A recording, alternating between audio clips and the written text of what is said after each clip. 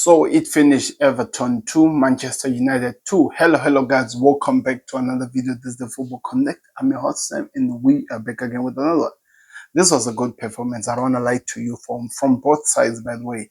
First half, Everton ran the show. Second half, United took over the show and ran the show. And I'm going to explain where the changes which made the difference for United to come back in this game. And also, was that a penalty or not? We're going to talk about it in this video. Let me hear your thoughts in the comment section. Don't forget to click the like button and subscribe to the Connect. So the game finished 2-2. An early goal by Berton. 23 minutes, this guy looks like he's really enjoying his time at Everton under David Moyes.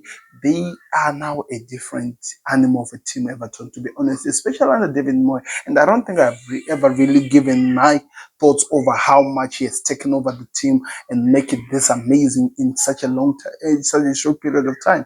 Because this game, to be honest, it was not an easy game. It was not an easy game. United were always going to cause chaos, but for Everton to have that desire to fight, to put pressure on, to cause chaos, to cause problems going forward. This was a team that could not even score a goal to save their life under David Moyes. Yet we are talking about them now scoring goals for days, causing chaos, creating chances, putting pressure, showing that they are the team that people should fear. So I am here to tell you that you should really look at this David Moyes team, because I don't think we've seen the best of it, and they are developing and they are getting better every single day because the way they're approaching the game, the way they're causing chaos, the way they go forward, trying by all means to influence the games, it's amazing. Something that we never really saw under David Moyes, under Sean Dyche. He was never really that kind of a manager. He was only worried on the defending, but yet there is some fight in this. Now let's talk about United. United they have a problem. I think that's the only thing I can start this when I'm talking about them. They have a problem because when you expect them to show you some fight, some fighting spirit, to give you something to hold on to believe, they don't. Somehow, this team only starts performing better when their backs are against the wall, when they're under fire. And of course, we also going to talk about this because the mistake, and it's really important to highlight this, the mistake was also caused by the manager. Getting into a game, putting Ogate and Casemiro, only destroyers. Casemiro is not a good goal controller.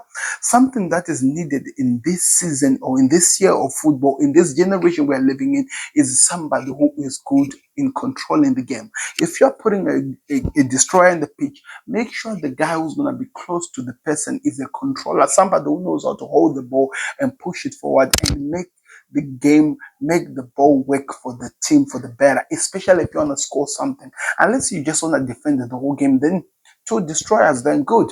That works well for them. If you look at the years where Casemiro was really amazing at Real Madrid, he was the destroyer. Cruz and Modric were the controllers who kept everything moving. Cruz making sure that the ball is spread from left to right. That's not something that we've seen in United. And the only player who comes closer to a controller whenever he's put in that position to do so, in my eyes, when I think about it, it is Bruno Fernandes. Putting him in that position, he will make sure that the ball moves and he helps the team to make sure that does what it is to do. I get it. He was thinking of maybe having somebody who can cause chaos going forward. It makes sense. I'm not disagreeing on that. But the problem is this. Manchester United don't really have the players who can help the team to progress, to do so much in going forward. And sometimes you need players like that. And I get it. It doesn't make sense. I get it. They have to work on themselves. They need to make sure that Bruno Fernandes is one of the players, no matter what, who's in that double pivot. They have to work forward what they're going to do in their two number 10s, and wherever that happens, good. Okay, I get it. Zirkzee seems like he's gotten the other position spot on, but you need an Alejandro Garnacho. Why is Garnacho very important?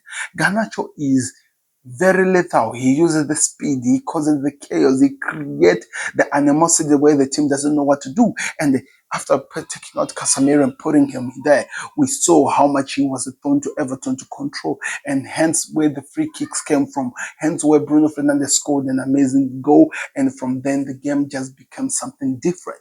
United were in control. United wanted it more. They were pressing more. They were causing chaos. They were trying by almost to win the game. Something we had not seen the whole entire game. It changed because of what had happened. And that is always important. That's really important in football because you need players who can do that. You need players who can take things, games in the scrub of their necks and really create something meaningful. And that's not something that we've been seeing especially in the first half from United. All the goals, of course, we'll talk about that from Everton were all headers, silly mistakes, set pieces not being cleared properly by United. But in terms of one-on-one shots being kicked and everything, I think Onana came up on top. He saved some amazing shots that Everton, if they had scored, this could have become a different game from what it was in the end. And that's really important in terms of how they approach the game and how the game continued to go astray and how it actually turned into what it did in the end. That tells you that there's still something special for these two, for United to fight on. They can still create something. They have some big teams that they're playing against in the next coming weeks, or in fact on Wednesday. I think they're playing a big team on Saturday or Sunday. I'm not really sure. Let me know in the comment section. But you've set a precedent. You've set something that you can build from. You can create something from. And that's the most important thing that they need to do in this moment, because everything that they're going to have, every pressure that they're going to face, it doesn't matter if you're not able to create and cause chaos.